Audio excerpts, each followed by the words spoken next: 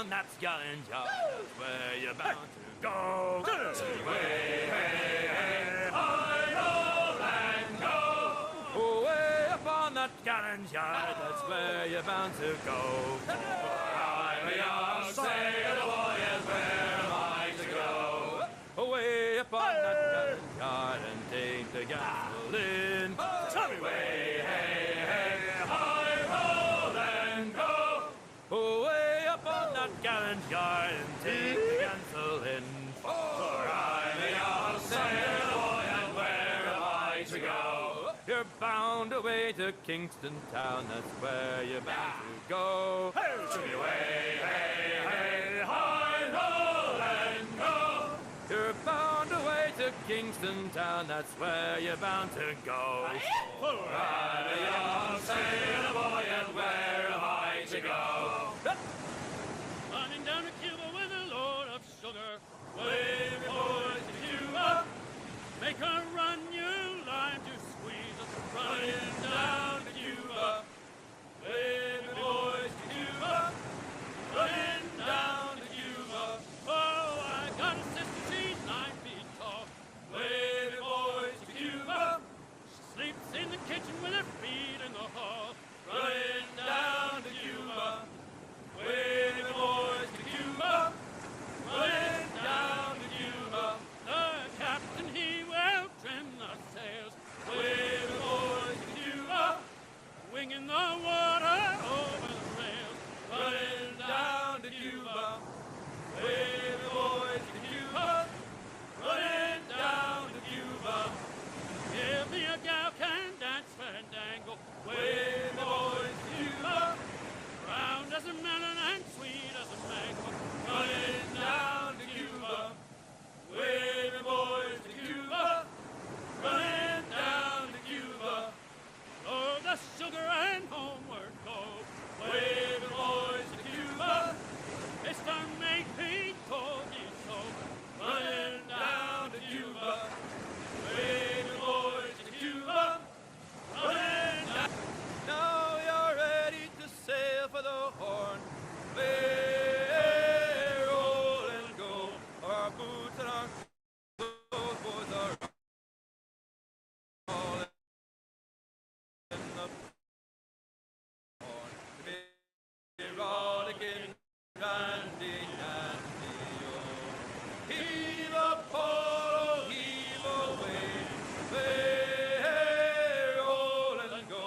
The anchor's on board and the cable's all stored. To be rollicking, randy, dandy, oh.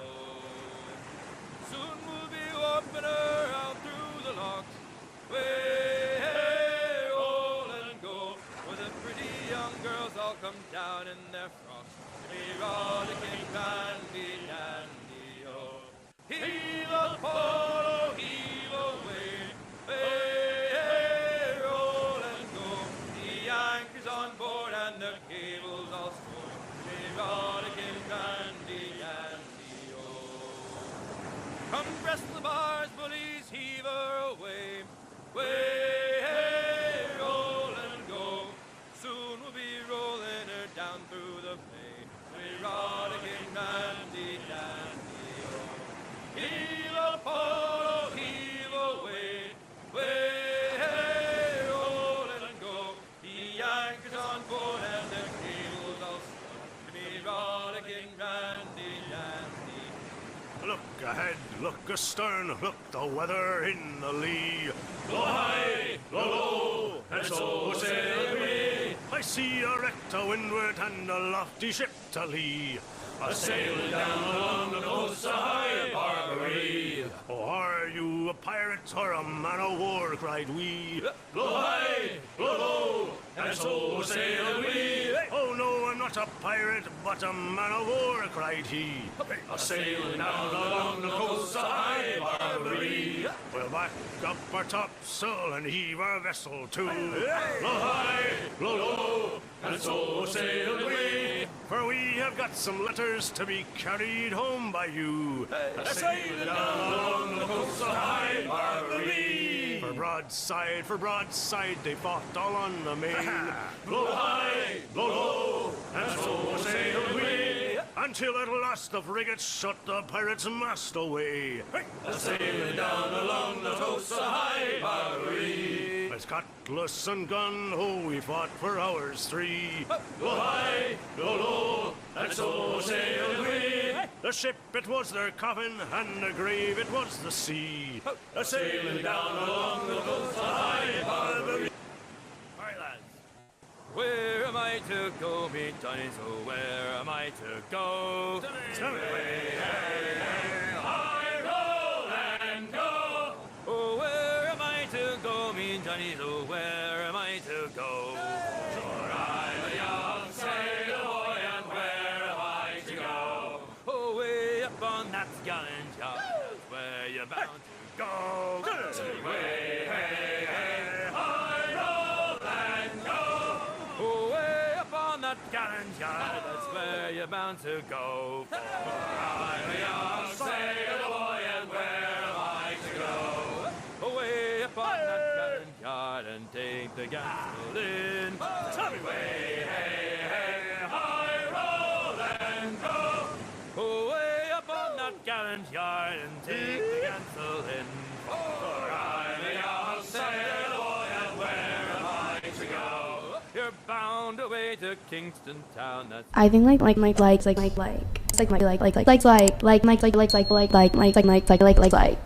you like.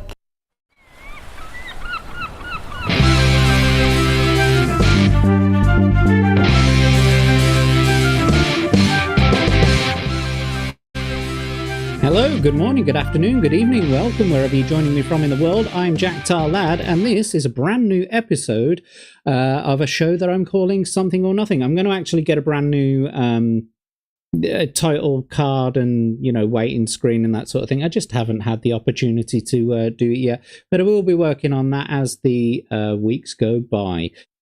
Something that you will notice with this stream, blurps are enabled.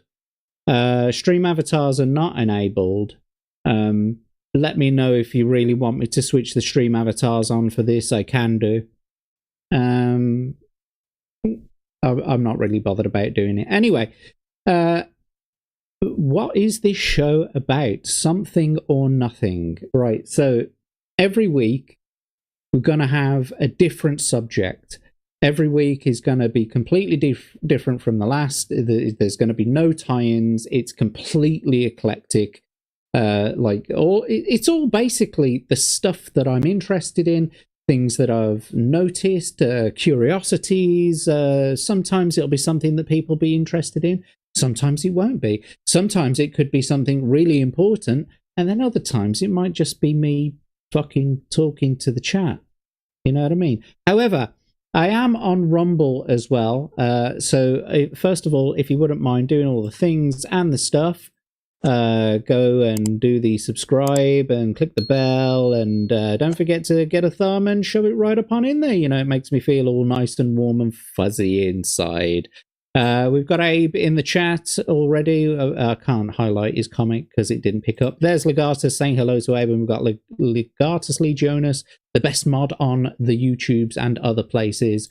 So thank you both for being here. Hopefully people will start to stream in soon. What is today's subject? Well, as you could see from the topic, should Paul Hadouken go F himself? Perhaps. Maybe. Anyway, what is today's subject? It is called Planetary Conjunction. What's your function? And so basically what we're going to talk about today are planetary conjunctions, past, present, and future, and what their role are in space travel and the importance they have in space travel. Yesterday, your boy Elon Musk and the company SpaceX launched a somewhat disastrous Starship 9. However, they will argue, of course, that even if you can collect data on a mission, it's still a success. But a lot of milestones were missed, unfortunately. I guess we could say that they were missed. They were still able to gather data. However, it wasn't as great as a success as it could be. And unfortunately, they're saying that they want to get back, or they want to start sending ships to Mars as early as 2026. I'm not hopeful for that. That prediction. I'm, I want them to be able to do it. I'd love for them to be able to get there next, or at least send it off next year. But the way things are going at the moment, I don't think it's going to be possible. So, anyway, here we got Steve in the chat as well. Hello, Steve. Good to see you, mate. If you didn't catch the beginning of the show, this is Planetary Conjunction, What's Your Function? And so we're going to talk about this now. First of all, though, we are going to talk about the Starship 9 test flight. And I've actually got it loaded up here. So we're going to sit through it together. And we're going to watch it together, and we're going to see what happened, basically. So let me get over to the old. Where is it? There it is. And it's not showing up. Why isn't it showing up?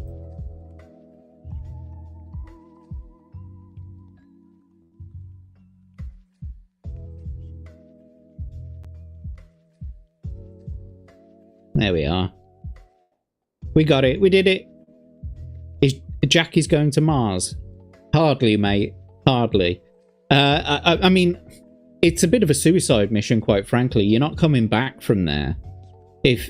So Elon Musk says that he wants to start at least sending ships there by 2026, next year, obviously. He wants to start sending ships there. Those missions will be to start practicing the landings. I'm kind of imagining that the SpaceX are going to start littering the surface of Mars with Starship debris, because these are all going to be test flights, which is, I guess, why they want to try and get as much data as they possibly can right now. And so it can all be kind of automated, because there is a bit of a delay between sending things to Mars and getting a response back. It's still a bit dusty, is it? Yeah, just a little bit. It's not the kind of hospitable place that we want it to be. But nevertheless, when you go there, I'm afraid these pioneers, just like, the people on the Mayflower or whatever, they're going to be pioneers and going to Mars and never seeing their families again, if they even make it there. So yes, it's all up in the air at the moment, and judging by this launch, it doesn't seem incredibly doesn't seem as though it's going to be incredibly successful. So I'm going to turn the volume down on that a bit there. Let me know when I play this whether or not it's too loud or too quiet. Give us a hand in the chat.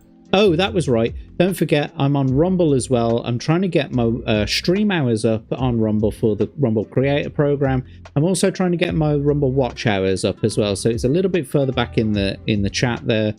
I did post the link to the Rumble channel. Even if you want to open it in a tab, put it on the lowest possible resolution, and mute the sound and be here on this chat, that's fine. Or vice versa, if you want to be on the Rumble chat and you want to, click the low resolution on YouTube, leave the window open, mute the stream.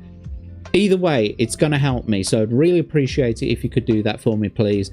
But until then, we're going to get into this video right now. So just a little bit of a preamble. This is a 40-second hold point. What happened was that they were counting down and they got to 40 seconds before the launch, and there's an automatic cutoff if something isn't quite right. And so they managed to work through whatever issues was holding it at 40 seconds. And then there's another hold point just before 10 seconds. And it got to 11 seconds and they rolled back to 40 seconds. So that's the point that we're at now. We're at a 40-second mark where they're holding for a second time. The reason why, if it goes past 10 seconds, it's because the deluge, which is the water that sprays up from the bottom of the launch pad, the deluge starts and all that has to be refilled, so they would have had to scrub for another day. Fortunately, as we're going to see here, it does launch. So we're going to start the video now, and we'll talk through some of the stuff. So let's go for it. All right, so we're going to see the clock. It is now rolling. Here we go. We saw an issue with that quick disconnect to the ship. There is a chance that automation will kick us out again if we encounter the same issue.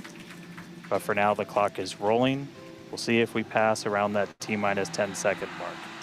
Yeah. So we're at 15 seconds before launch now, T-minus 15. Coming up on 10 seconds. We're going to watch mainly through about 15 to 20 minutes of this. I might skip through bits where it,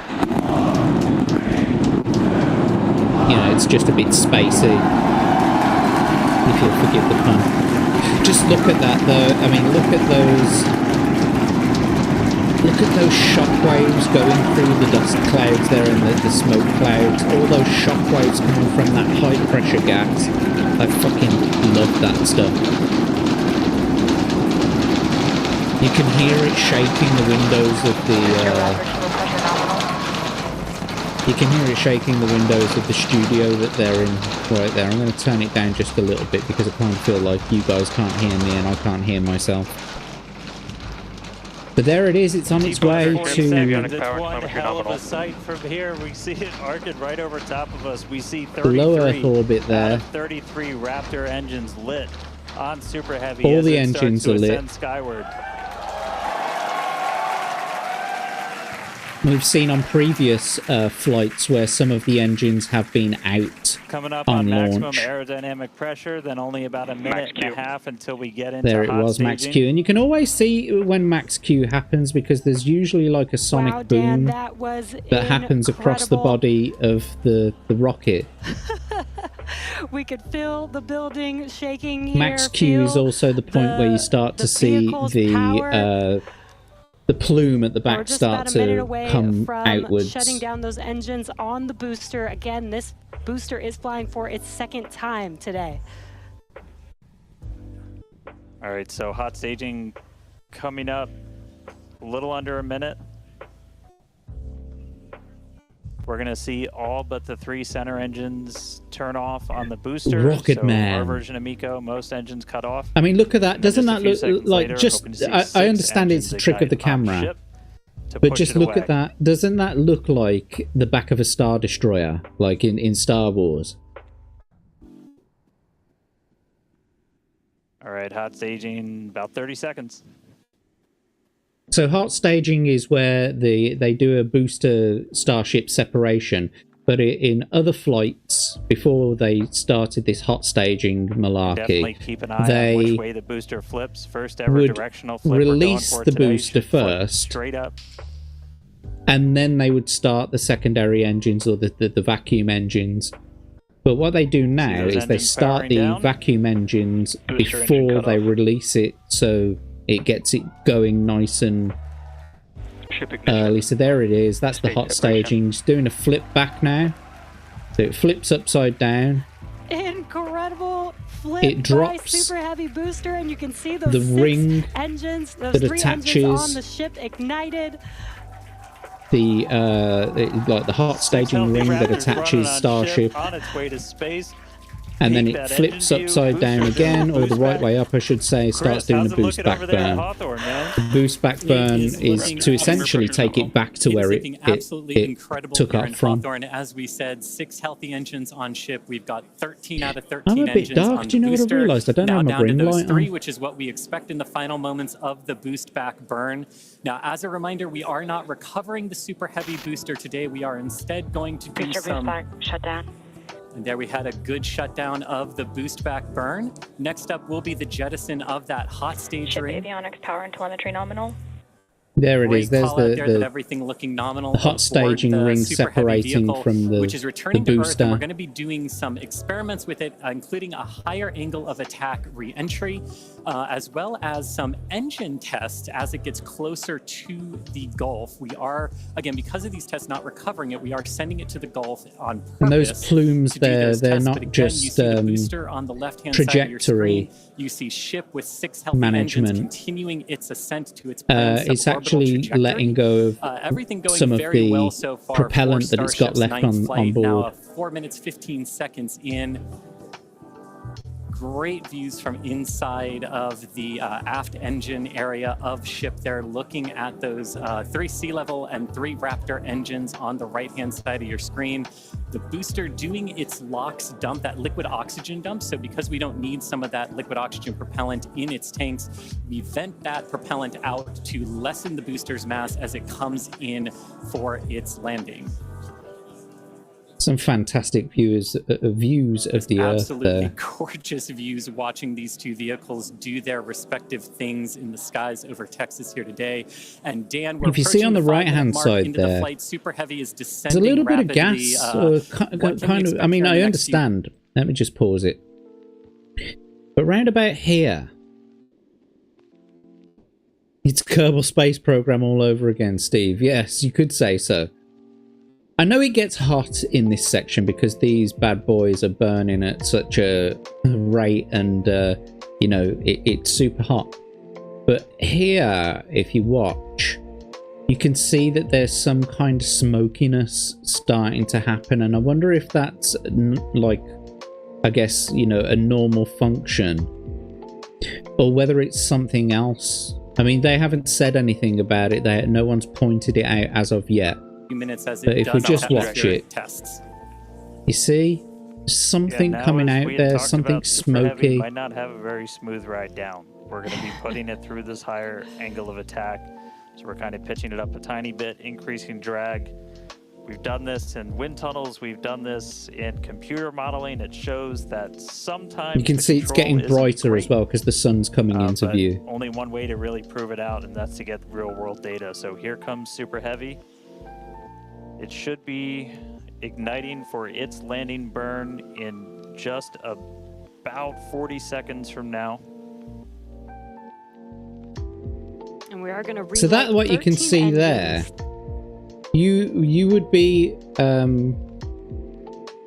be forgiven for thinking that that is the rocket boosters starting up again, but it isn't. That is because it's almost the same as when the shuttle or the Starship itself comes back through the atmosphere.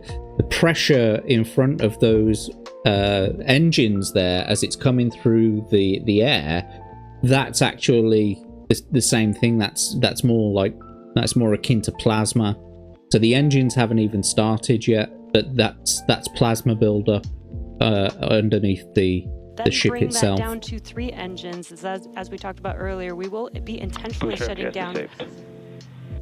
We will be shutting down one of those 3 center engines intentionally to push the limits of the Super Heavy booster. Raptor chamber pressure. Oh yeah, that was it. So as they just said there as well, they wanted to shut down one of the main engines in the center of the rocket section there, you know, the engine section, because they wanted to push the limits of the ship itself, or the booster section itself.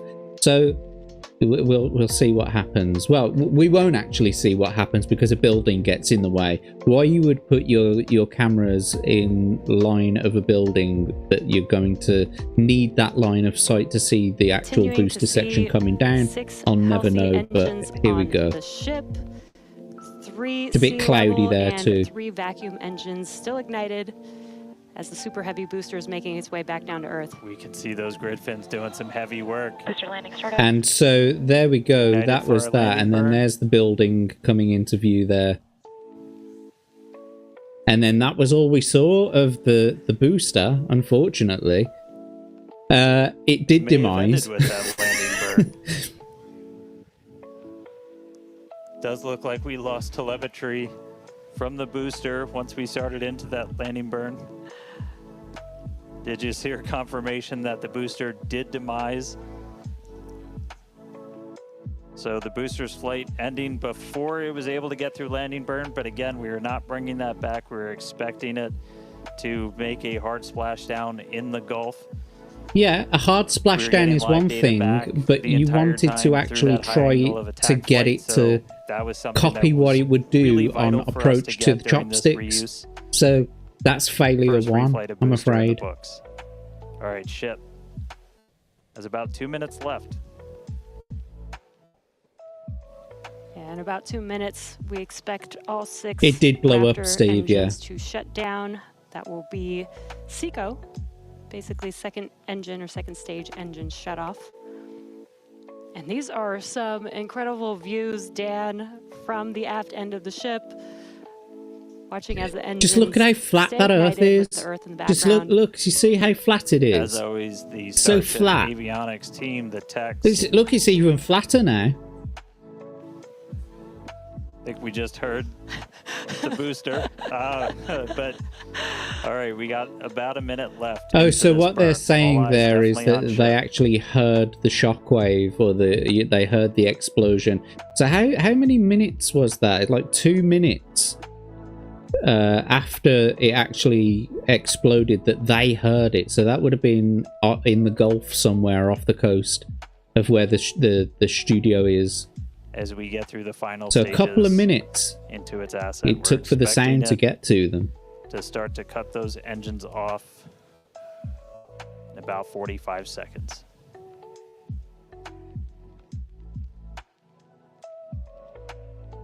Terminal guidance.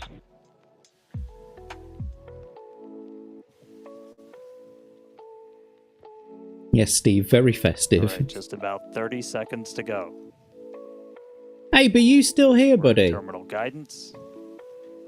The final stages of this ascent burn. Don't forget, if you wouldn't mind going over to Rumble and, checking me out over on Rumble. The Raptors first. Those 3 have shut down. The dust in the clouds collided with it. Result, explosion. I don't exactly understand what you mean there, mate.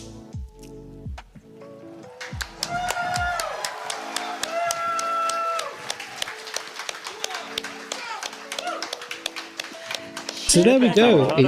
Nominal insertion. In the English language. And great call out that we had nominal insertion. 152 kilometers an hour. Sorry, 152 kilometers high. 26,482 kilometers per hour. Super fast. A super heavy booster for the very first time in 9 But what's happening there? Ship is in its orbital trajectory. Again, it's going to remain suborbital for its mission today. The engines are off, but look at what's happening there. It ignited all 6 of its engines. Hello, Tim Hayes. Welcome to the channel. It's good to see you, buddy.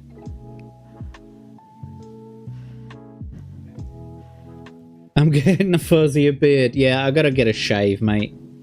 I genuinely gotta get a shave. It's starting to look like a fucking hobo. Incredible. All right, I mean, that's... Ooh, still lots to come for the rest of this flight. Per usual, I need to collect myself. You can actually hear them. I mean, it's got to be exciting for them. But both of those are actually on the verge of tears there because the mission seems to be going so well. She's especially on the edge of tears. She's, like herself. And so they're going to pass it over to the other guy now. How's it going over there in Hawthorne, man? How's everybody doing? I think the elation and the excitement and the happiness but if you look, what we just saw achieved carried through across you can all see of that our the sites. ship is gimbaling an incredible now Starship in a sort of orbiting the Earth, just in a way that it shouldn't be. Absolutely exciting to see all of this, and super pumped, especially to see all of the team's hard work in action here today. As guaranteed, and that's it has because been an they've exciting got evening so far no for Starship's ninth sort flight. of propulsion. The jet that's coming. So basically, there's a burst fuel line. There's a burst fuel line at this point, or at least so I'm suspecting. I'm not an expert in these things, and I don't claim to be either.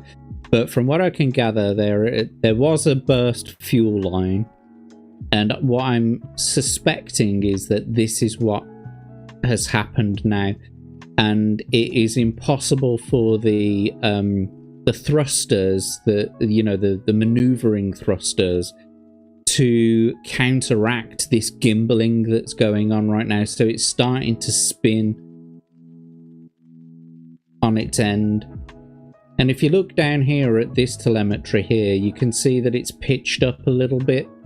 And over time, that starts to get a little bit worse. But we were able to clear those, one on the Raptor, one on the tower, and we were able to A cloud is an aerosol consisting of a visible mass of miniature liquid droplets, frozen crystals, and other particles suspended in the atmosphere. So the booster hit those particles and went boom.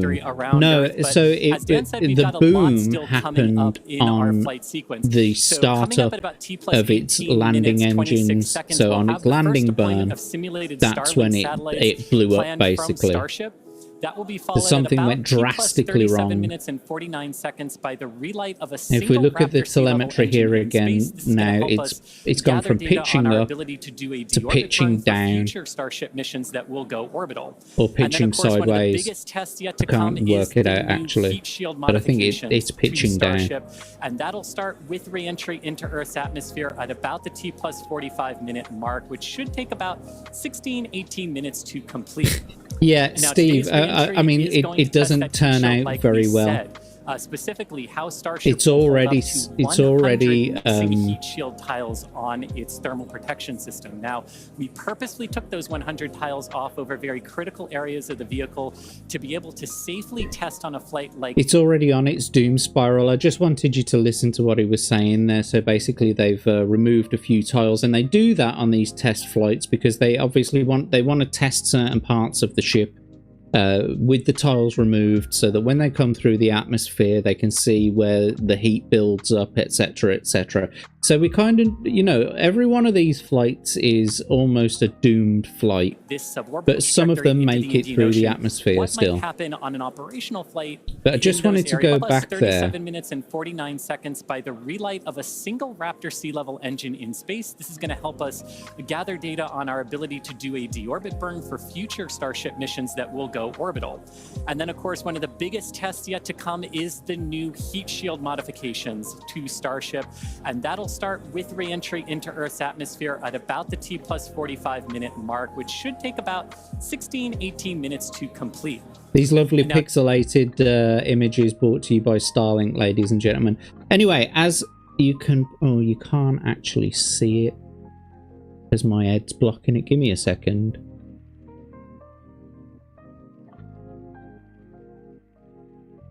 Let me get my head out of the way. There we go. Oh, there we go. So I don't know whether you can see it, but over in this section here, today's re-entry is going to test that heat shield. You can see that something's streaming out of the side of it. And it's already going in the wrong direction. You can see that the Earth is going that way. The Earth was going one way. The Starship was going in a complete reverse direction. Now, I'm not entirely sure whether or not that's supposed to be purposeful, because they said that they're supposed to do an entry burn. I don't understand how doing an entry burn going, if you're going... Let me bring my camera back. If you're going forwards and you do a re-entry burn that's pushing you that way, it's just going to push you forwards even more. So I would suspect that the ship needs to be turned around in the opposite direction, and because it's orbiting the Earth, you can actually gimbal the ship around, and it will still travel in that direction. And then you do an entry burn, and then it sort of slows the ship. Yeah, and then you flip the ship back around. That's how they did it in the space shuttle. That's how they did re-entry burns in the space shuttle. It would be going upside down and facing the wrong way, so that all they had to do was do a quick burn of the rockets, and then they'd flip it and bring it back down to Earth, basically. However, this thing is gimbaling to be able to safely test on a kind of like uncontrollably this, at the moment. into It's the not Indian as Ocean, pronounced what might happen on an as it operational will flight be in shortly those areas if we in were the to next lose the primary like heat 10 shield minutes. tile over Starship. So very critical test coming up, and then after that we'll have Abe the is final here. descent Good where to we see will you, Abe. again Thank be you for pushing being here, Starship buddy. to its limits. We definitely pushed the booster to its limits today to gather data, and we're going to be doing the exact same thing on that ship, seeing how the ship handles various flight conditions that we will need it to fly in as we look to one day soon bring ships back to Starbase for catch and reuse. Now, while there are payload simulators on Starship for deployment today, as we will see in a few minutes, the primary data and the primary payload for today is the data. And today, just like with Starship's previous, more. So I'm going to skip it forward a little bit so we can kind of see the payload. And I hate it when this happens because it always tends to bugger up. Open There we go. any moment now, so we're watching out for that. So one of the goals was to test out this PEZ dispenser. These are fake Starlink satellites, like the new generation of Starlink satellites, but these are like replicas. And essentially what the new payload system is a door opens on the side and it lets the wafers of Starlink satellites fly out like a PEZ dispenser. That's the way that they've described it. But what we'll notice is that the doors are not able to actuate completely. I want you to also pay attention to the particles that are floating around inside this section of Starship. They're free float. They're free moving. They're floating around, and they tend to change direction, like all at the same time, which shows you that the inertia of the ship has changed. You see now they're going in a completely opposite direction. It was unable to actuate all the way open, so they are going to close it back up. Hal told me no. Said, I'm sorry, Dan. Can't do that. So, unfortunately, they couldn't actuate the door open. Today. But that's okay. I see what you're saying. I'm pretty sure that they already know that it's buggered and they're not saying. Yeah, you're probably right. Greg said that on the chinwag earlier as well. For this, now that it's in a spin, space, yeah. But look, I mean, it's those particles have changed direction again. It's very difficult to ascertain in which direction the ship is spinning. Because one minute they're floating one way, and the next minute they're floating the other way. One dog goes one way, one dog goes the other way. Well, so it does look like we're not going to be able to deploy Starlinks today, but we should have. A bit like when you don't secure the heavy cargo in a plane. Yes, absolutely. Every once in a while, but should be pretty regular. We are.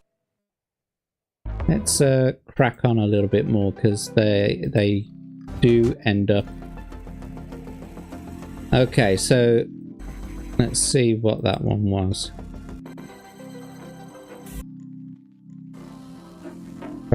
So now you can see it's really sort of tumbling out of control now. We're on the night side of the Earth.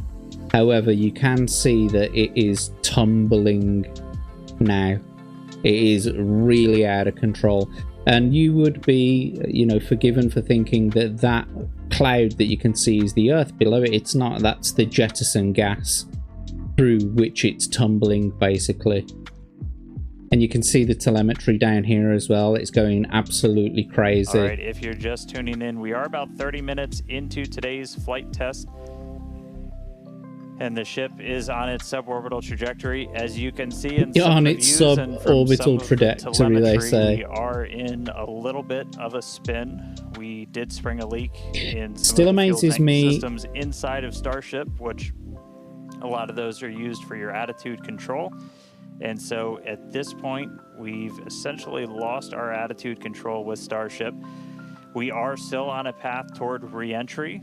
We are yeah, a path towards certain doom, a path towards re-entry through certain doom. It amazes me that how often we are told Earth orbit is full of space, full of satellites, working and dead, and space junk. We don't see that junk, or there is no accidents in orbit. Well, actually, even though there is so much up there, there's still quite a bit of space. And if you, there are, like, they're tracking all of the space debris and satellites that are up there. And you got to understand as well is that a lot of them are all at different altitudes away from the Earth. So because one, like, laterally, they might cross over one another, but they're thousands of feet apart from one another. But there is a lot of debris up there. There is a lot of there are a lot of satellites up there that are dead and that are not.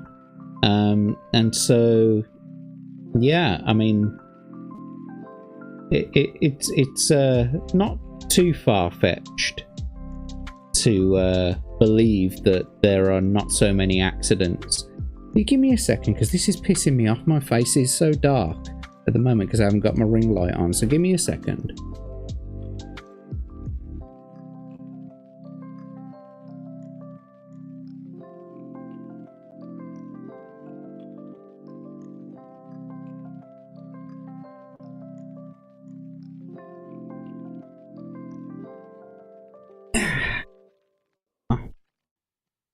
That's a little bit better. You can see me now.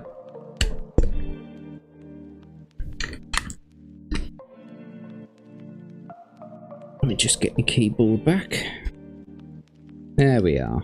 Lovely. Job's a good one. But yes, it's tumbling end to end at the moment. So we are going to re-enter. We should hopefully still have views.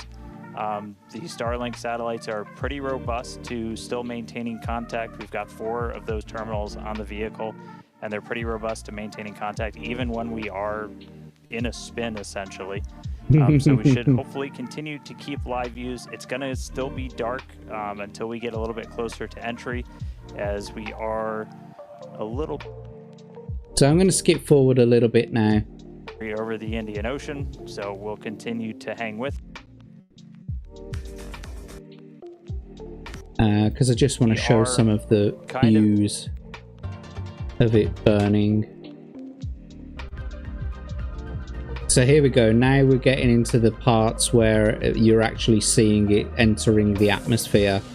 This is like plasma building up on the side of the ship. Change into... In fact, I think I...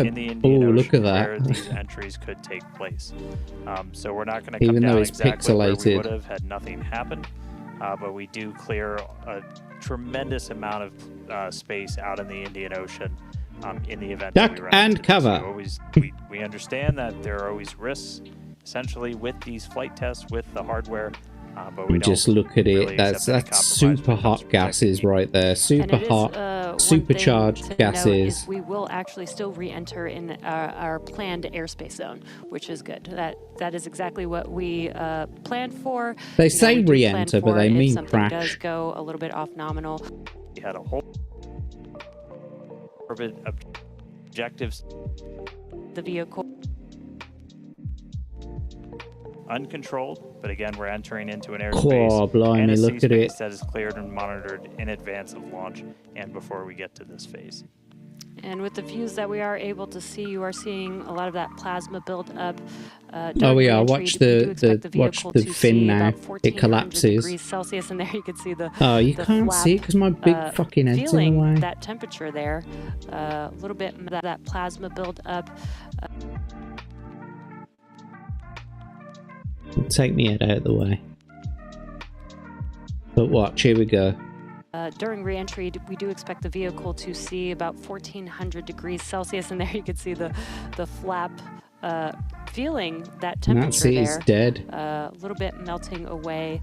A little bit melting away, she says. With the spinning of the vehicle, we are no longer controlling the attitude of the vehicle. So Cool. this is now, at this point in the test flight, it is expected to see it begin to demise a little bit on its way back down to Earth. Yeah. And I think And so shortly we'll you see stick this, with it for the as clock long as and everything we're down the kinda bottom getting here, that disappears. reach At that back from point, the ship I'm as it willing to starts to bet make that this that's when re-entry. the telemetry ends but- and it completely Yeah, so has it'll- burnt up. really put through the ringer. Yeah. As there's So a whole lot we it's still gone need to learn it's gone to before a clock up here now. get That to kind it's of just the next slightly step out that of we're shot. You hoping can't see for, it because which I've is got gonna it be cropped that out. ship going over. But nevertheless, they don't get any more video or objectives today, but telemetry with all of that data that came for the end of the what's it. However, I just wanted to go over a few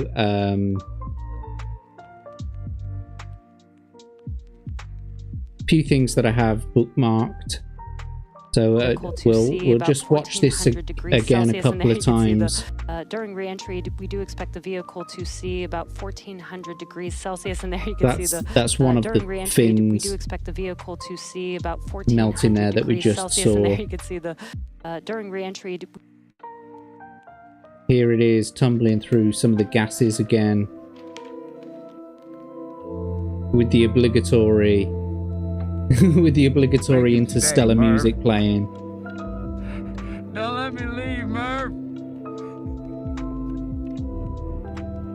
Don't let me leave, Murph.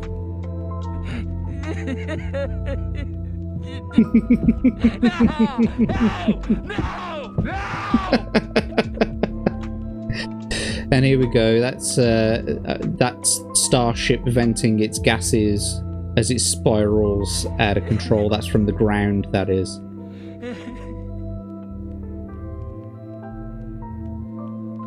It's amusing how they can talk calm. This is as though this is fine.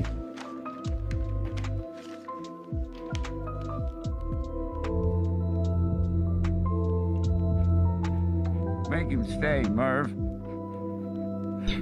Don't let me leave, Murph. Don't let me leave, Murph. I mean, just look at that. That's absolutely incredible.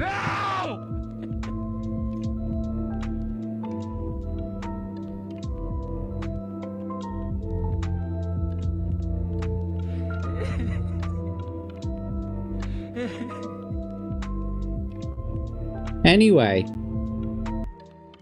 so that was that. Here's some shots, I guess. Oh, so apparently someone managed to get a satellite of the booster exploding.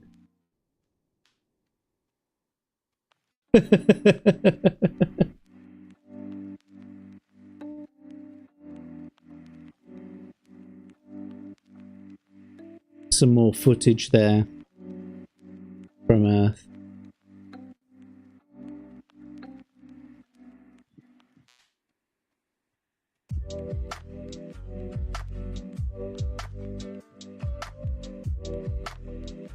There has been a remarked lack of explosion videos from this launch, quite frankly. But apparently this is one of them. But I'm not entirely sure whether this one was from the last flight, not Starship 9.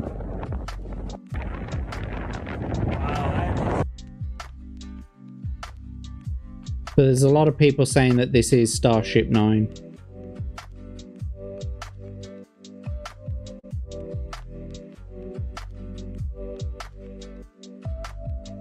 And here's some long exposure shots.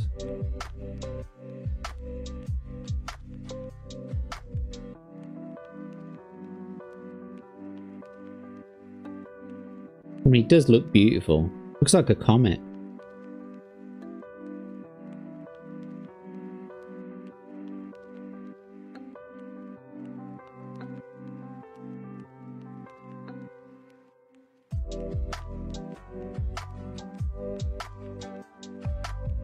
A very fast-moving comet, I should say.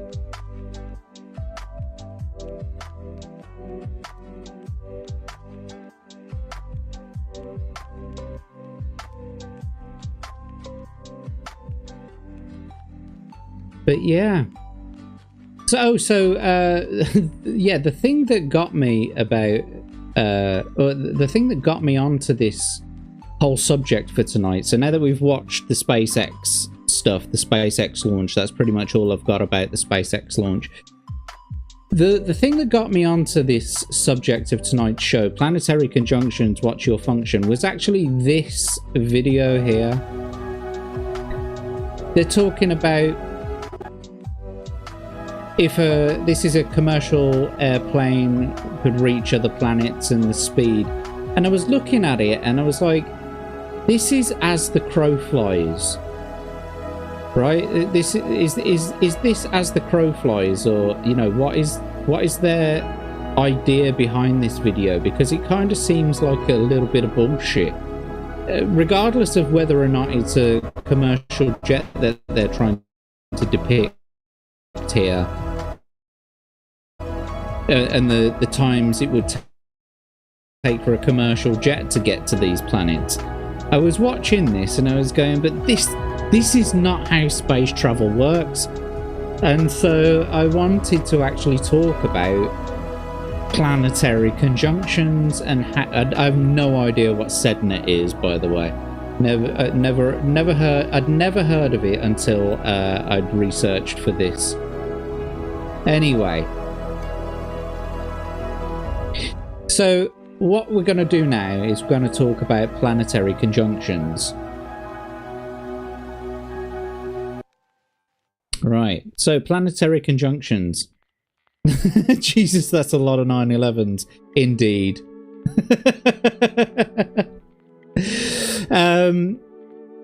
Of course it's not to scale. Of course.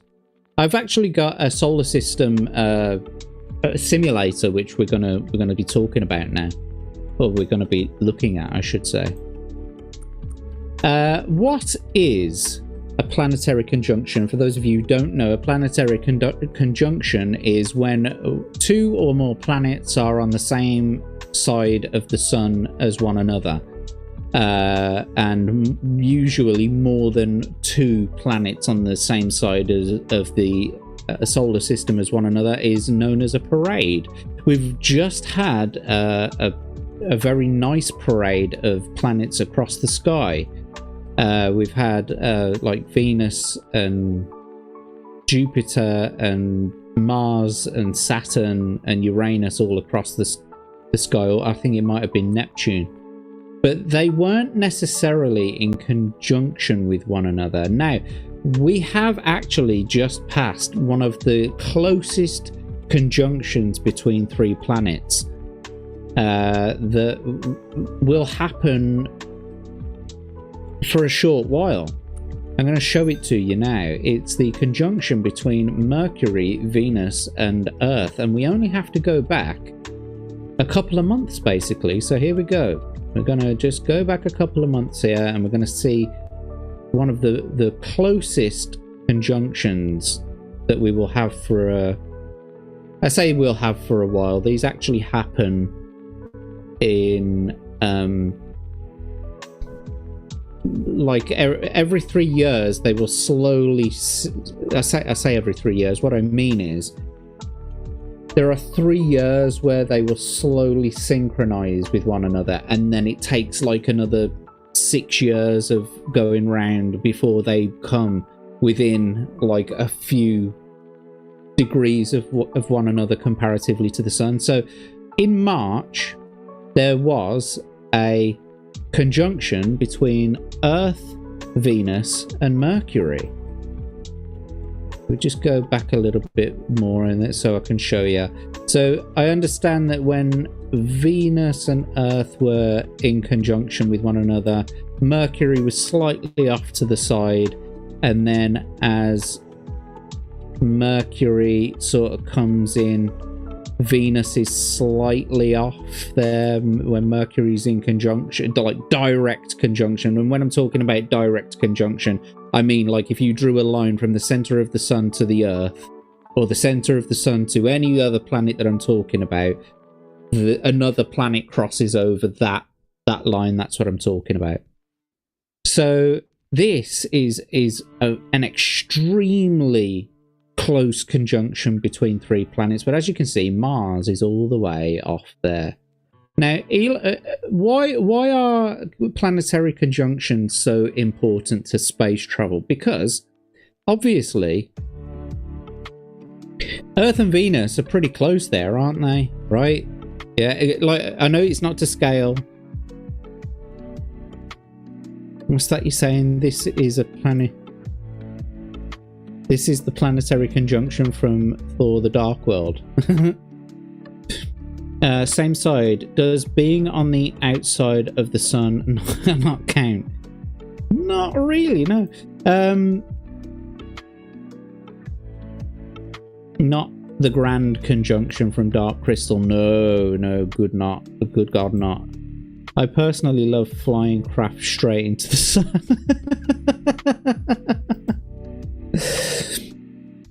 Right, so anyway, carrying on with this, why are they so important? Right, well, so in 1977, as you probably already know, the Voyager spacecraft were launched. And we can actually see that on here. So if I put spacecraft on, click OK. And then we go all the way back to 1977. Oh, too far. Wasn't paying attention. There we are. Okay. So, in 1977, the two Voyager spacecraft were launched from Earth. So if we just bring Earth all the way around to about here, I think they start now. And there we go. Voyager 1 and Voyager 2 are on their way into the sort of outer solar system. And I guess if we just scroll it back a little bit, you can see that Voyager 2 is currently on the outside and Voyager 1 is on the inside. And then at some point, Voyager 1 and Voyager 2 cross over paths. And they're heading towards Jupiter, but also, what's important to note here is that when these are launched, Jupiter is nowhere near where these are heading for, right? And what's important about that is that in space travel, you have to kind of predict where the object is going to be that you want to fly to, so that you can reach it when it reaches the same place, basically. That's what a trajectory is. So as you can see, Voyager 1 and Voyager 2, Voyager 1 there is heading towards Jupiter. And so it reaches it there at that point. And then Voyager 2 has just reached Jupiter again, and then they both start flying towards Saturn. But what do you notice about Saturn and Jupiter at that point? Is that they're just coming into conjunction with one another. And in fact, Voyager 2 pretty much reaches Saturn at the same time as it's in direct conjunction with Jupiter. I hope you can see that there. And the reason is obvious, because you're closer to the two planets. The two planets that you're trying to get to and from, they're closer to one another, even though they're not precisely like directly close to each other. It's better than like being all the way fucking over here and another planet being all the way over there. And so Voyager 1, Voyager 2, they pass Saturn just like that. Now if we go even further back out, Voyager 1 is on its way into interstellar space now. It's completely left the plane of our solar system, but Voyager 2 is on course to meet Uranus, or Uranus, as Abe would like to say. And so there it is. It uses the gravitational power of Uranus to propel it towards Neptune. And what do you notice about Uranus and Neptune? Is that they're in conjunction with one another. Yet again, another conjunction.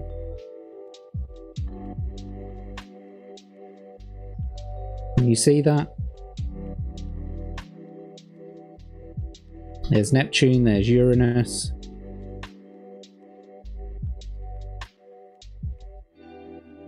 So pretty much Saturn, Uranus, and Neptune are in conjunction with one another there.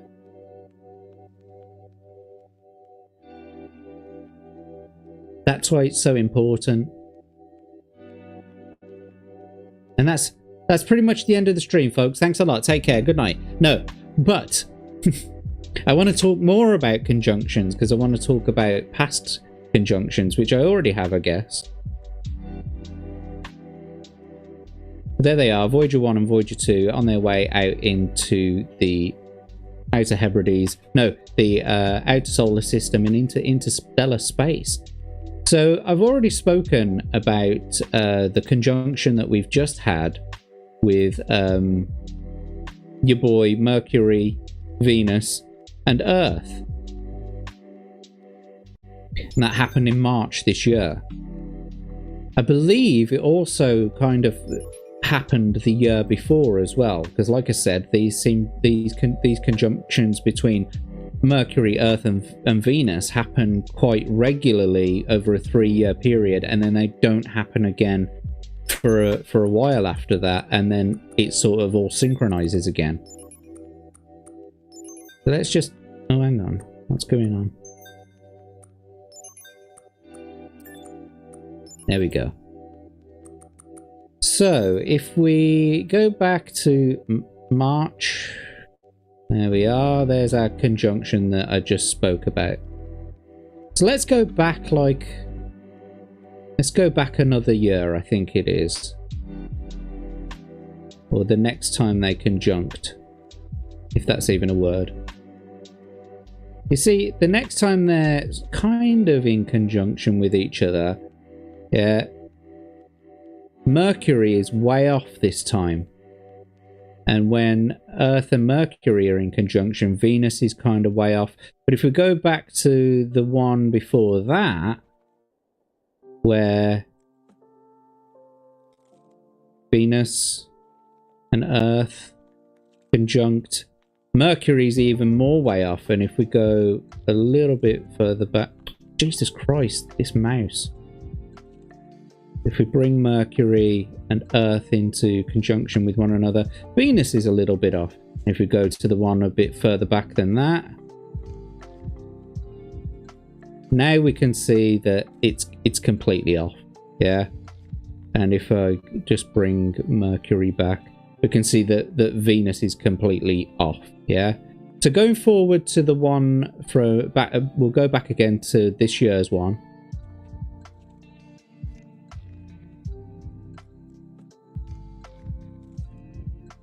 Okay, that's this year's one again. We'll see what happens next year.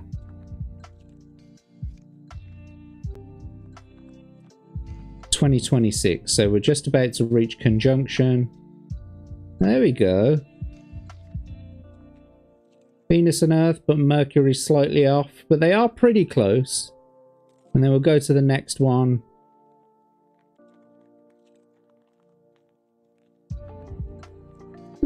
That's okay. So 2028, we're going to get a pretty close one as well. And another important thing to point out is that the orbits are slightly elliptical, right? You know, and like sometimes there's an apogee, and sometimes, oh, sorry, I say apogee. So when it's closest to the sun, basically. So Mercury's got like sometimes it's far away from the sun, sometimes it's close to the sun. And it's kind of the same with Venus, and it's kind of the same with Earth, but it's also definitely the same with Mars. Mars goes all the way out there, but it's also quite close on this side, right? And so depending on where the planets are along their orbital cycle can also depend on whether or not we get a nice synchronization. So in 2028, we're going to get another pretty close conjunction between Earth, Venus, and Mercury. And then if we go forward in time to the next time we're all in the same neighborhood. See? So this year must have been the first year of like the pretty accurate ones, because the following one in 2028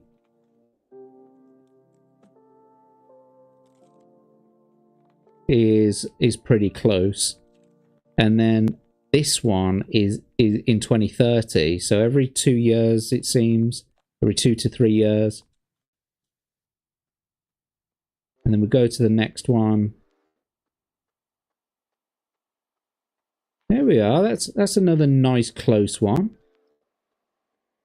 Yeah, so that's 31. Then let's go to the next one. Oh, went too far past it. See, now it's completely off again.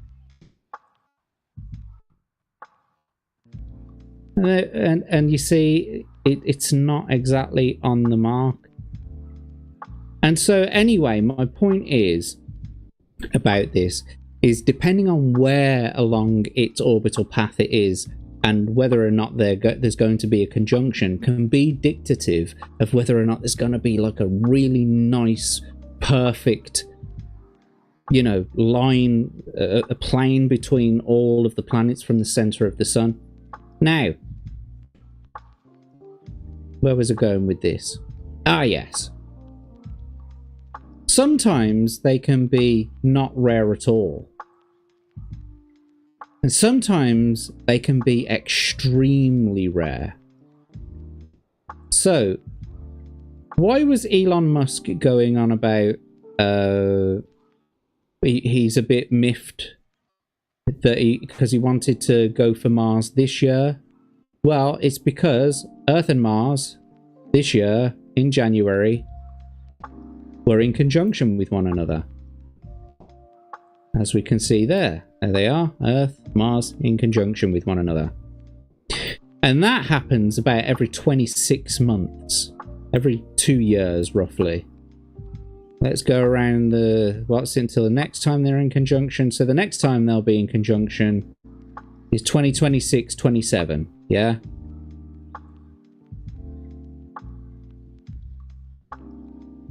But one of the worst things about these sets of conjunctions here is that on their orbital paths, Earth and Mars are actually at the furthest that they can be on their conjunction right now.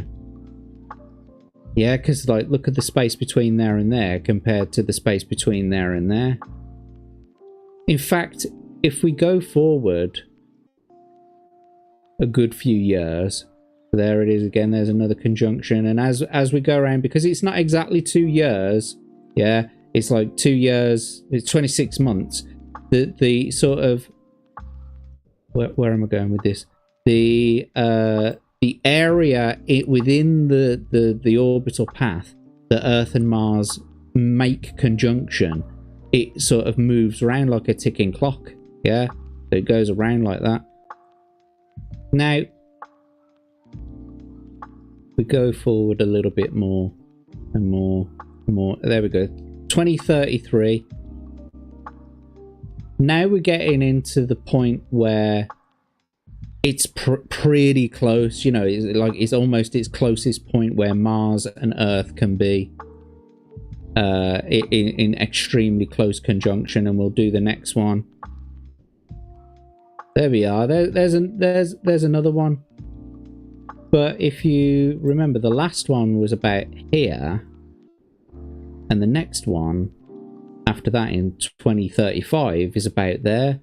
This really, right here, is the closest point that you can get between Earth and Mars when they're in conjunction. But unfortunately, because we've now got to go all the way around the clock again, you can see time's getting on a bit. 2041, 2044. And I mean, we come into conjunction every 26 months, but here in 2050, that is pretty much the closest Earth will get to Mars. Like, and I mean the closest it will get to Mars. Okay? I imagine that the sight of Mars around August 2050 is going to be so bright in the sky. It's going to be a big red blob. And that is because it's the closest along its orbital path that it could ever get. Yeah, it's those 2 points there. And not only that, it's the closest that it is to the sun also. Roughly. So in 2050, Earth and Mars are going to be extreme close, and it's going to be a beautiful sight for stargazers in the sky. Now, are we going to be sending SpaceX rockets to Mars by that point? I should certainly fucking hope so. I'm hoping that people are going to be, in the next 25 years, considering how you know, how much technology advances, I expect that we may have very well colonized Mars by that point. And I'm hoping as well that by 2050 we'll actually have gotten to the point where we can actually send people back. And I guess this would probably be like a very good point also to send lots of rockets, because the distance between the two of them is so small, and realistically it won't ever be that close again for a very long time. Basically, it will never, it won't match up that close again for an extremely long time. Let's see what you're saying in the chat. They fly past each other and say, "Sup, bro?" Yeah, you know what? I kind of think like you're anthropomorphizing, and I kind of feel that way about Halley's Comet. Like, Halley's Comet, it's got like an orbital path of like 75 to 76 years, and the majority of the time it spends out in the solar system all by its Charlie lonesome. And then there's a few months where it gets to its apogee, and then it's off on its way back out into the outer solar system again. And it's really, really sad because it never ever gets to see the other planets, basically. The brightest passing in modern recorded times was actually in 1910. So the one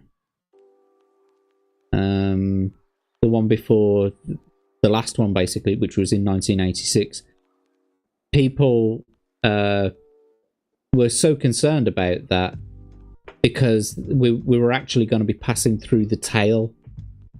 The Earth was passing through the actual tail of the comet itself, and so there was a lot of hysteria put out in the papers about, you know, having gas masks for cosmic dust and all that kind of shit. Anyway, but yeah, you're anthropomorphizing there, mate. But I do that too with stellar objects. They also use gravity of various planets they pass to slingshot themselves on towards the next one. Yes, absolutely. And that's why it was important in 1977 to send the Voyagers, because Saturn, Uranus, and Neptune were in such close proximity, and they could utilize each planet's gravitational mass to slingshot it a little bit further. Yeah. So what's important is that they did it twice. Is they did it between Jupiter and Saturn when they were in conjunction with one another, and then when Voyager 2 leaves Saturn, as we saw earlier, Voyager 2 leaves Saturn. And Voyager and Saturn and Jupiter are not in conjunction with Uranus. Sorry, what am I thinking of? Jupiter's not in conjunction with any of the others, but Saturn is almost in conjunction with Uranus, and then Uranus is almost in conjunction with Neptune. And so this is what I'm talking about. If I'm getting sick to death of saying conjunction, but it is the title of the video. But nevertheless, yes, that's why it's so important, is because they can use the gravitational power of the planets, and they're also so close together. And that's why it was so important in 1977, because obviously Saturn, Uranus, and Neptune being in conjunction with one another is almost like a lifetime, there's a lifetime gap between that ever happening. You could go an entire generation, or an entire lifetime before they all line up in the perfect way again. Anyway, and another one. I don't know what you was referring to. I suppose when the planets are close like that, it probably costs less fuel and time. Yes, that's precisely why they did it. And it became Vija. I actually call it up that ass.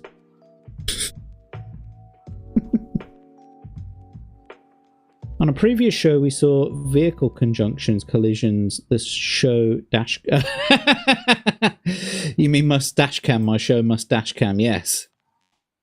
What makes this even more complicated is the actual orbits are not circular but elliptical, yes. But that can also help in some certain circumstances. It's also the best time where ground and orbital telescopes to get views of Mars, yes.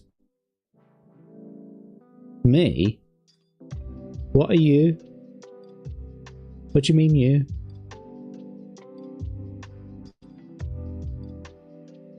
The planets are aligned. Not quite yet, mate. I'm going to show you something spectacular in a bit. We need a great big space bulldozer to move them. We like. What, like a Vogon? We need a Vogon fleet to destroy the Earth because we need to build a hyperspace. A hyperspace junction or whatever. Anyway, so back to the conjunctions. Earth and Mars won't be in this closer conjunction again for a very, very, very long time, because the next time they're in conjunction, it will be like somewhere here. And the next time that they're in conjunction, it'll be somewhere there. And so on and so forth. But what's really scary about it is that in 2050, which is in our lifetime, it will be in such close conjunction that it won't be that close in conjunction again for an extremely long time, an incalculable, in my head at least, long time. So there we go, we're going around the clock again. Oh, hang on, did we get another alignment? No, it wasn't quite an alignment between Mercury, Earth and Venus. Let's keep going round and round the clock.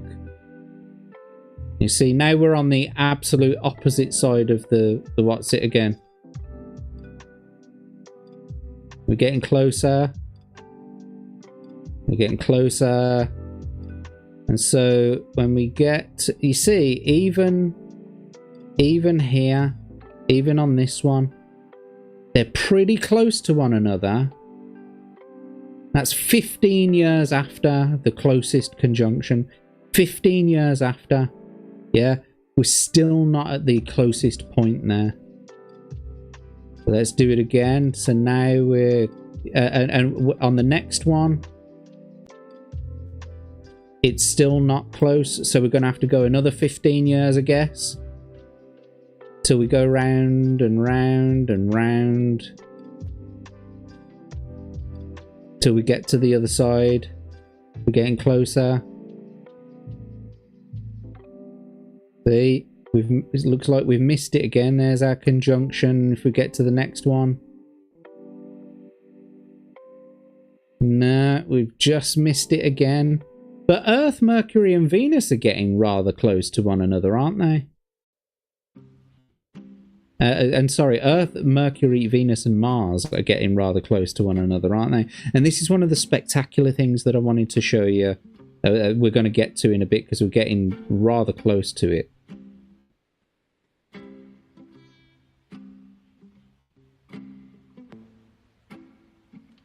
So here we go, and we're going around the clock again.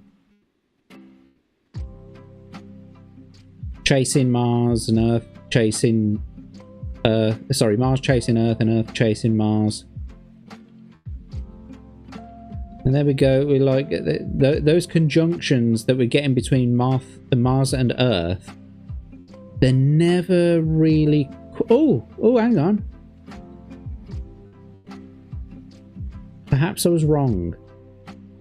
Perhaps I was wrong slightly. Okay, so in 2097, there is another quite close conjunction. So how many years is that? That's 47 years, isn't it? Yeah, 50 plus 97 is 47 years. So I wonder if that... Oh, I wonder if that works. 47 years. So what's 2097? 2097 plus 47 years. 2144. Let's take a look at that.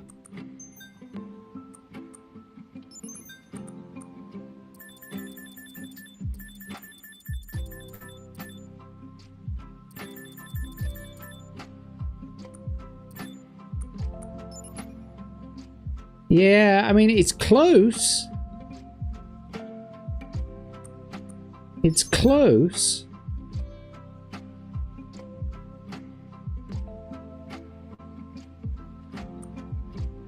But it's not, it's still not the closest. Like, there is the closest. That point right there, that's where they cross over, where it's the closest. And even the one before that, where was it? 2097.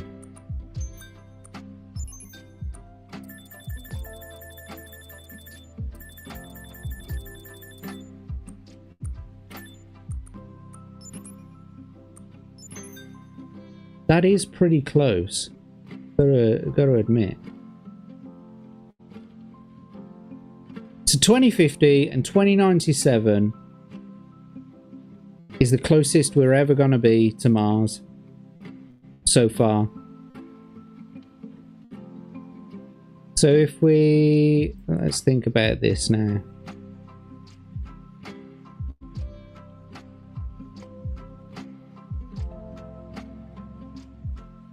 Let's do another 47 years. 2191.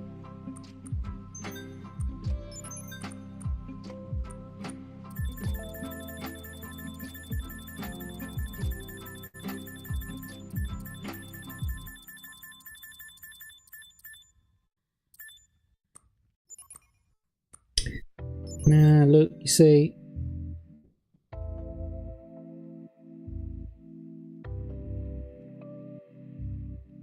But, I mean, look at this, eh? Look at that. Earth, Mercury, and Venus are in an extremely close conjunction with one another, aren't they, in 2091? Like, extremely close.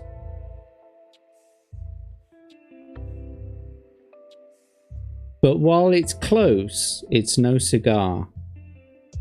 I'm talking about the closest approaches, or the closest that you'll ever get to them. So what's the next one? Plus another 47 years. 2238.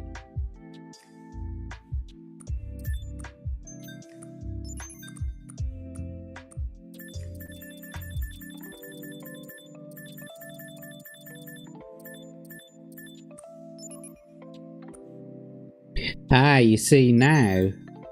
I don't know. Where is it? 2238. Yeah, you see, even then, it seems to be going backwards, doesn't it? So the further we go through time, the further back these seem to be getting. So I assume the next one's going to be the next very, very close approach like that in 47 years. Or I should say, the next 47-year gap, they're going to align around about there. So let's try that out. What's that? Plus 47. 2285.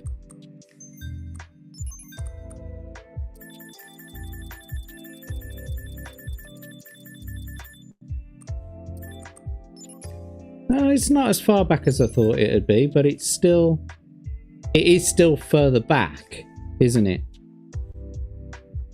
So it looks like the further we go along in time, it goes in an anti-clockwise. The synchronization goes in an anti-clockwise direction. However, we saw a couple of iterations ago that Mercury, Earth, and Mars were in extremely, extremely close conjunction with one another. Now, this does kind of happen on a regular basis when Mercury, Earth, and Mars are all on the same side of the Sun as one another. And it is within, like, sometimes it's within 45 degrees of one another, and sometimes it's within 90 degrees of one another. They're all pretty close. Yeah, they're all pretty close. But I'm going to show you something now that is the closest that those three planets are ever going to get to one another. I found this just very interesting, basically. Because this level of conjunction is incalculable. In 2114, we get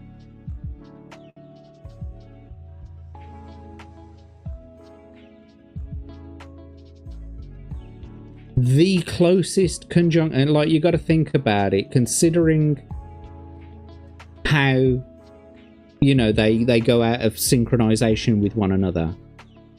Yeah. And like, one planet is always slightly over there, or one planet is, even though the others line up, there's always one fucking planet that seems to be out of sync with the others.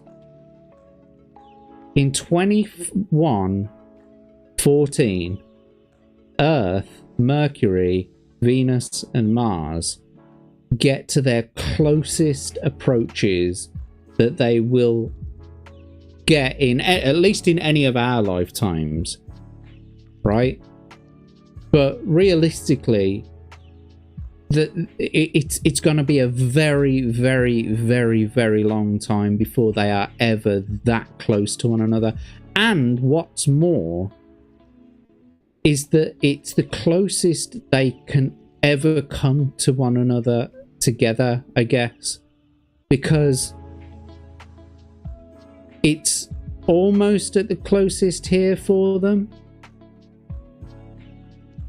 right? I guess that the closest that they could all get to one another would be around about here, which is funny because that's where the Mars and the Earth one is. But it's around about, it's in this quarter of the solar system from this perspective. Yeah.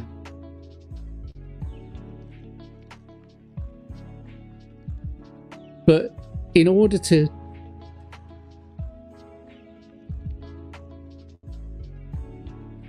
the most recent time that all 8 planets in our solar system were grouped within a 30-degree span was on January 1st, 1665.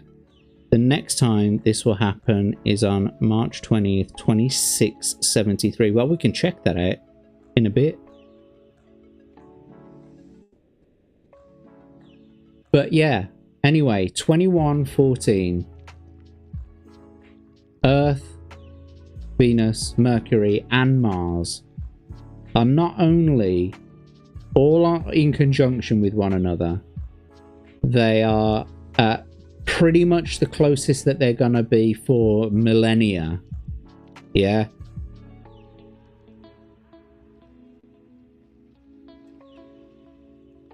And yeah, that's that, I guess.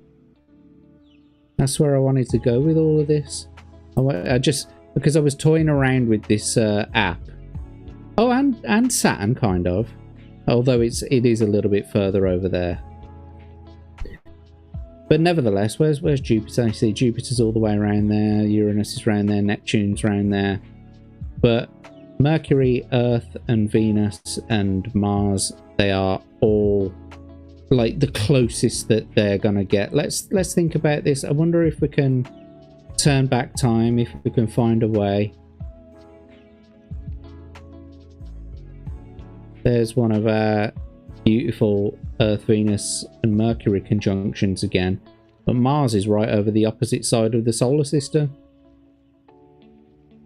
Let's bring it back again. Oh, hang on, did I just miss another one? Oh, that's a pretty close one between us. Backwards. We want to go backwards. We gotta go back, Kate!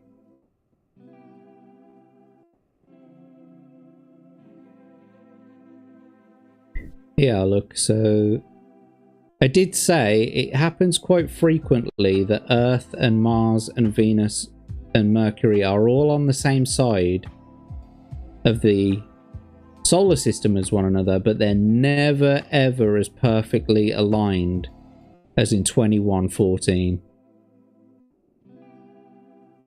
Because one of them is always just slightly out of sync.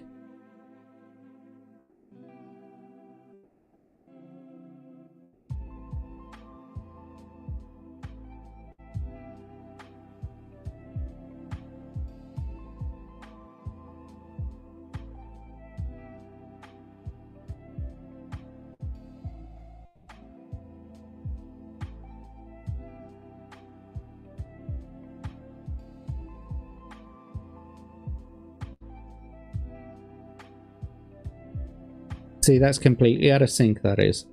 Not even close. Keep it going. Yeah, that one, you see, it's fucked it now. Further back in time we're going now, away from 2114. They're just not even in the same ballpark as one another.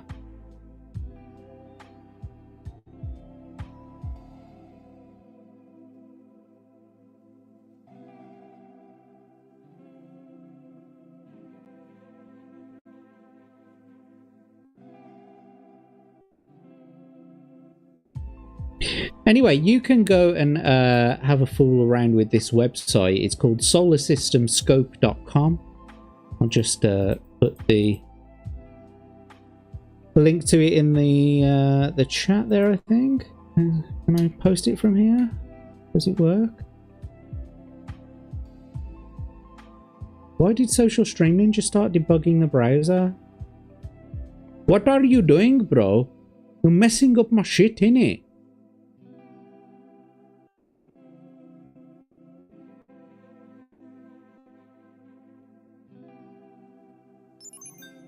So let's check out those dates that your boy Legatus brought up, because that's an interesting,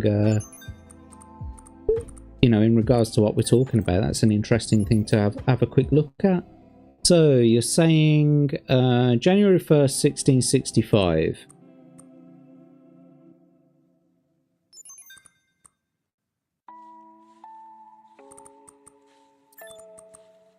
January 1st, let's go back a couple of hundred years, few hundred years, 400 years, is it?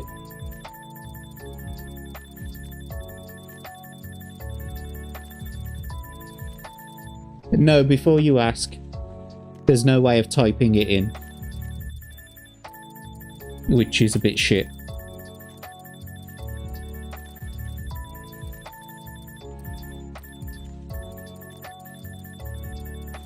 And it only goes back as far as year 0. You can't go to BC times. Trust me, I've tried. 1665.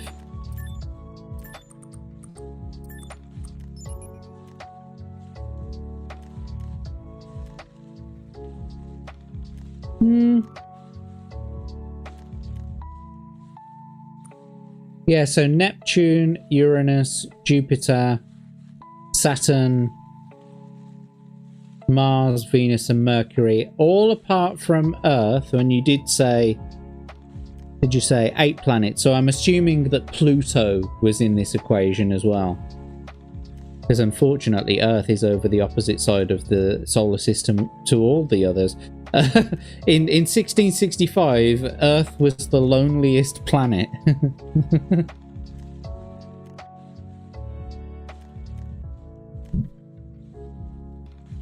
And you're saying that the next time that it will happen is on March 20th, 2673. That's like... It's like 1,000 years later, isn't it?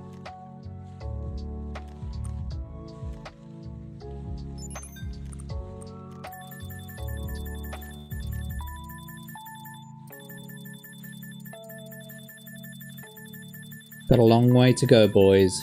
Let's keep on clicking.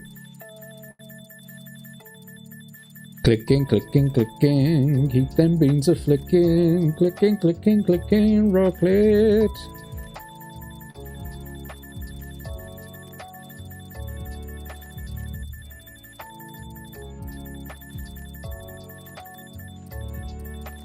Holy shit, got another fucking 600 years to go yet. This app also has a habit of running out of memory, makes the browser run out of memory. And yeah, I have to refresh the entire fucking page. Because it only has enough simulation points, I guess. Okay, we're a third of the way there. Past the 20th century, or 21st century, I should say. Halfway there, roughly. Come on, you fucking piece of shit. Click harder, boy.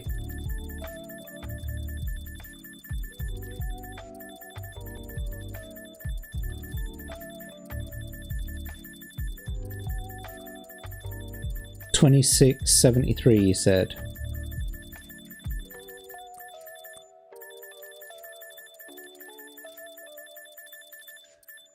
Or in the 26s.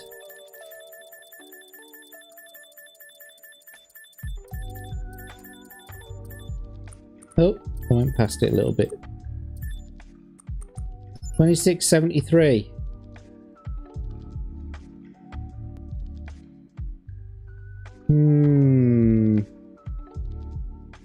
Earth and Venus are over the other side of the solar system, but you are relatively correct.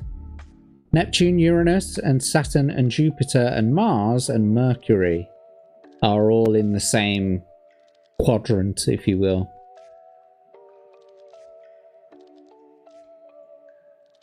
Which is pretty impressive. 1,000 years, and it takes for all of like Jupiter, Saturn, Uranus, Pluto, I guess, as well.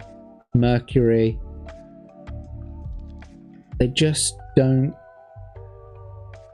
align, and you know, people talk about the alignment of the planets, like a major, like a linear conjunction between all of the planets it's just incalculable.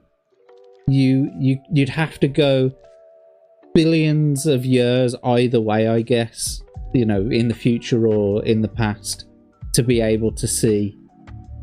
And I will give you some leeway as well with this one, Legatus, because this model, while somewhat accurate, is not entirely accurate. It doesn't take into it. It's a very basic solar system model. It doesn't take into account things like, you know, gravitational pulls and stuff like that. Which is why if you look at Halley's Comet, if we take a look at Halley's Comet through time,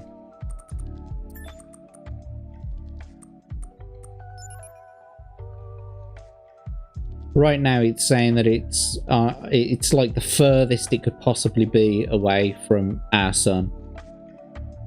Yeah.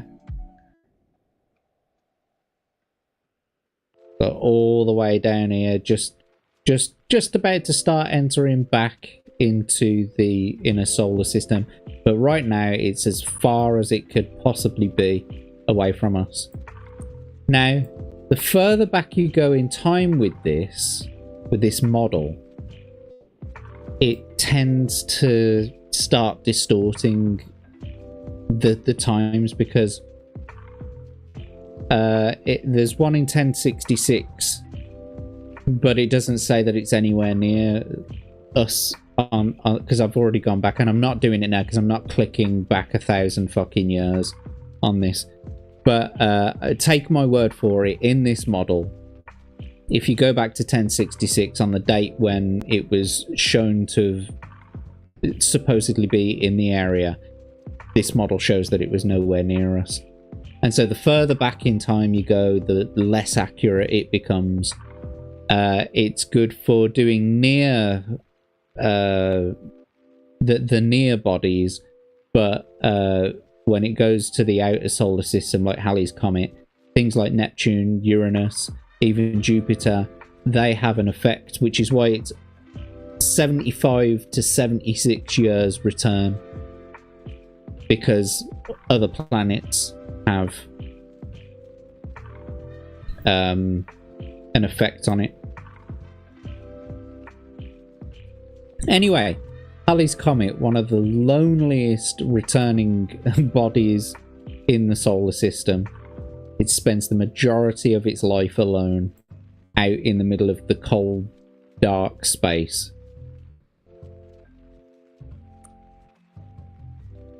We can take a look at some of these comets if you like. We're back to our time now, 29th of May 2025. And so let's just have a look at what's going on over the year.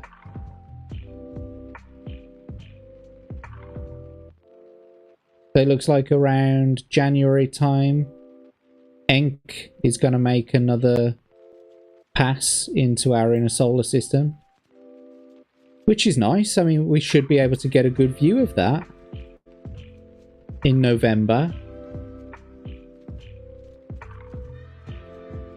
It also looks like we're in conjunction again, Venus, Mercury, Earth, all in conjunction with one another.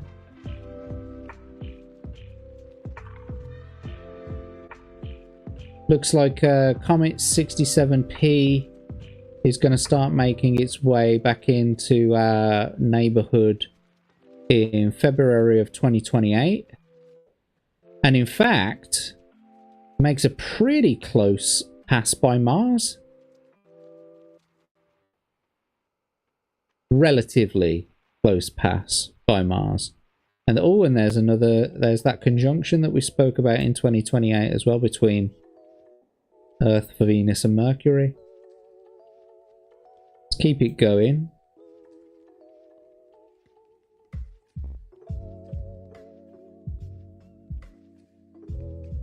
Okay, so 209p linear makes a nicer close approach to Earth's path in 2030, or 2029 I should say. There we go.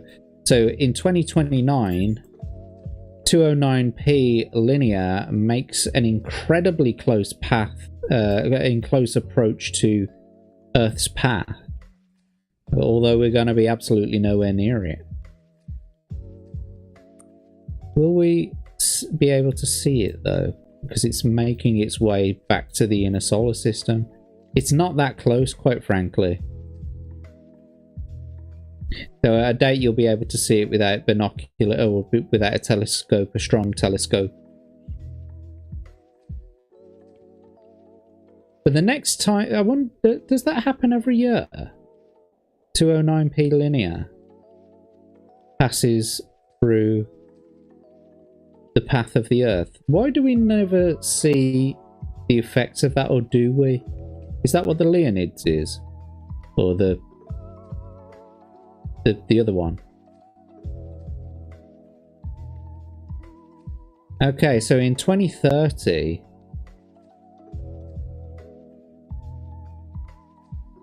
Encke makes a nice close pass to Earth.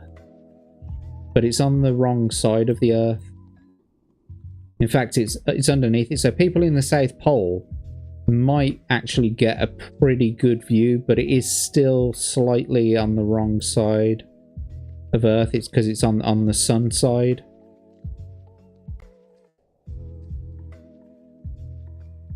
Oh, hang on. Was I looking at the wrong... I was looking at the wrong track, weren't I? Or was I?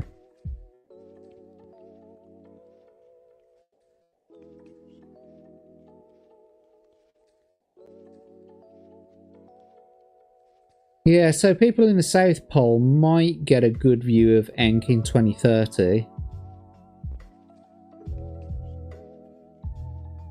Or NK, I don't know how you...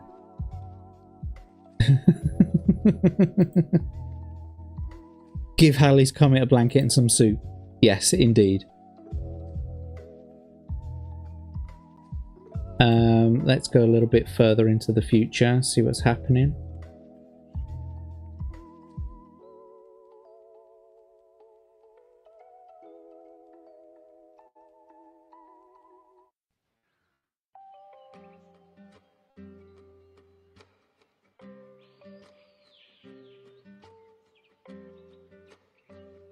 Yeah, so NK makes a nice close approach to the Sun in September of 2033. Nice and close to Mercury, but not visible to us, well, with the naked eye.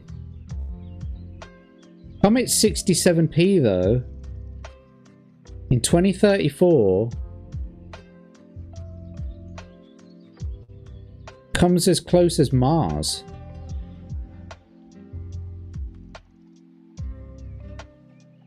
It's on the same sort of plane as Mars. We've also got a planetary conjunction between Mercury, Venus and Earth in that same time frame as well. Let's have a look. Wow, so we not only do we have a conjunction, but in about, I'm going to say about August to January, we're going to have a pretty good view of Comet 67P. Comet 67P, by the way, is the one that the Rosetta project, you know, the Rosetta thing crashed into to gather particles from it. So the Rosetta spacecraft that crashed into it a few years ago, that's that one. So Comet 67P should be relatively bright in the night sky on near Christmas time, basically, of 2034. Perhaps 2034 is going to be when the next coming of Jesus happens. Or, you know, maybe the Antichrist, who knows? Things often happen in conjunction with the coming of comets. Bad omens and such. Or good omens, perhaps.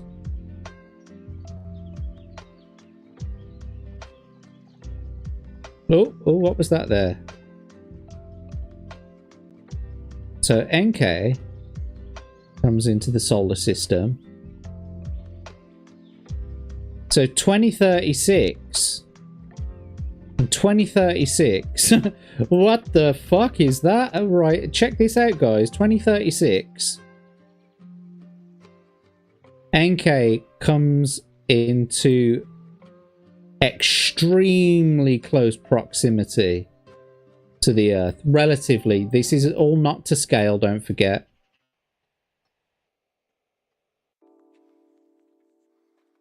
So people in the Northern Hemisphere are going to get a pretty good view of NK during October of 2036.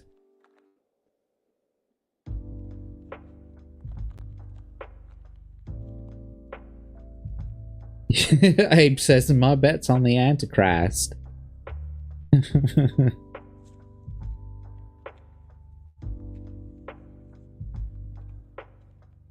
Go little bit further into the future. Yeah, look, we got another sort of neighborhood. You know, we're all in the same neighborhood thing between Earth, Venus, Mercury, Mars in 2037.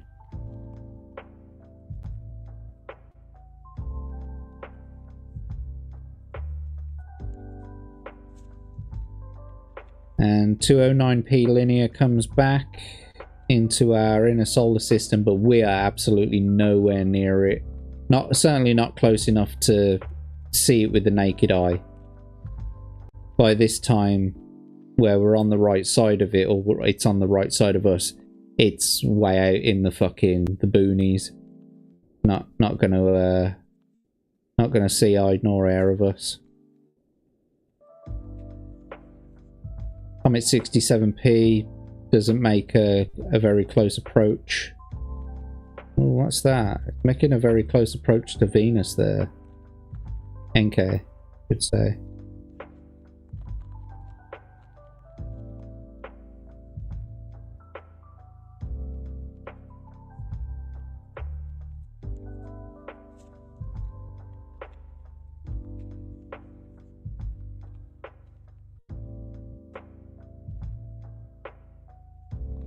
.209p.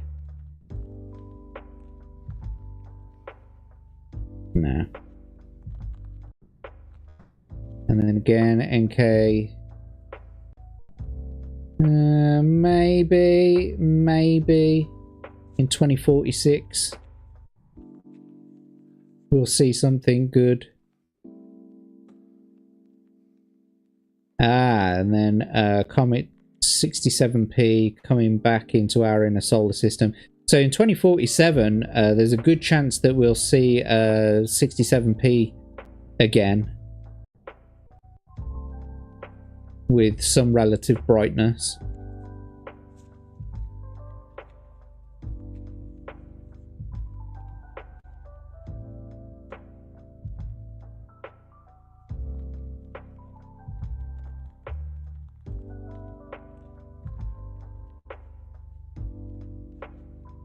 But that's about it, really. I mean, we're talking about the next 25 years of the future. Oh, that was a pretty close one by Earth. Southern Hemisphere again.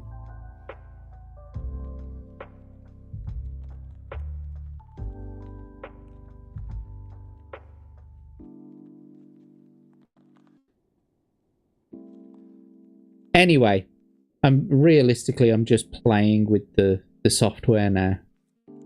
Probably boring you guys half to death.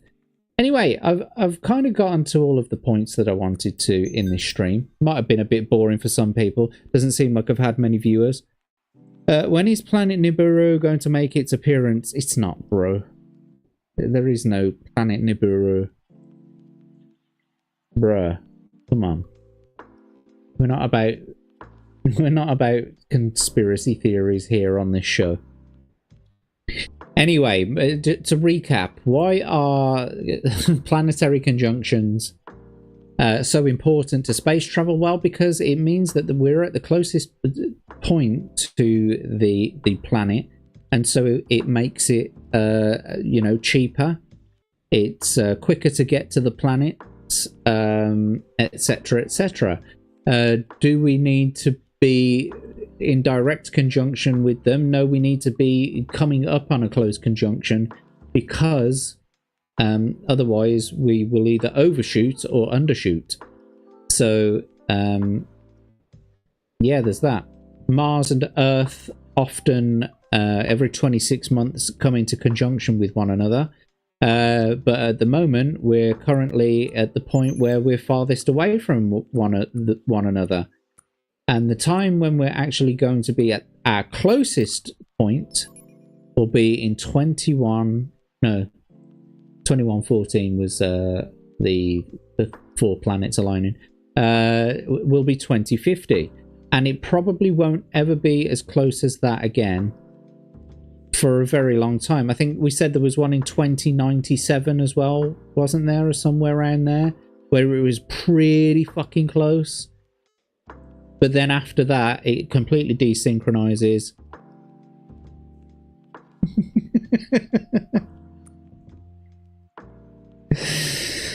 But lizard people and Anunnaki and golden butt plugs and space dinosaurs and Atlantis. Yep.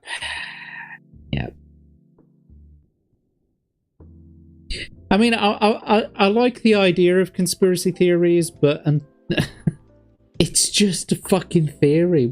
And I'm just a normal man. I'm just an innocent man.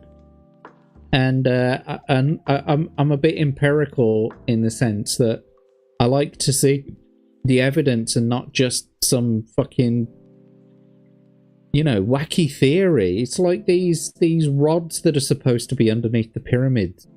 Come on, give me a break, bro. Your ground penetrating radar ain't that good, bro. Okay, bro, come on. And anyway, we've just passed a nice astronomical event, which was the conjunction, the very close conjunction between Mercury, Venus, and Earth. We'll have another one again in 2026, but it's not that close. We'll have another one again in 2028, which is pretty close. And then we won't have another one again for several years. Oh, hang on. Was it? Oh, yeah. So this year is the beginning of the close ones. 2028 will be the closest one. And then in 2030, they start to desync again. And our closest approach to Mars will be in 2050. Which is...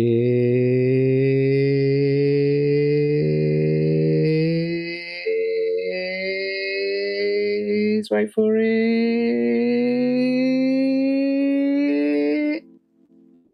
here.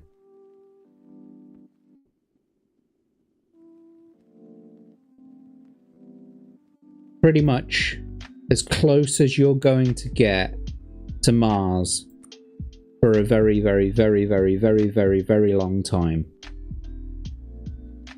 Anyway, that's about it, boys and girls.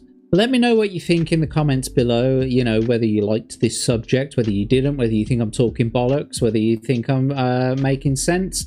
If you've got anything that you'd like to add to the show next week, I'm not entirely sure what I'm going to be talking about. I was thinking maybe something about fractals and how fractals are generated and etc. And otherwise I might talk about I don't know, Beethoven's Fourth Symphony, or maybe I'll talk no, not Beethoven's Fourth Symphony, Fifth Symphony. Maybe I'll talk about that, or I don't know. That's why this show is called Something or Nothing. It might be something, it might be absolutely fuck all. Today we spoke about planetary conjunctions. Next week, who knows what it's going to be, but it will be at 11 o'clock on a Wednesday after Tomby's Hump Day Chinwag. And if you didn't see Hump Day Chinwag, go back and watch the VOD. However, thank you so much for watching. Thank you to all of you who stuck around in the chat, who was chatting. And yeah, until next time, take care of yourselves, take care of each other. Have a great night. See ya.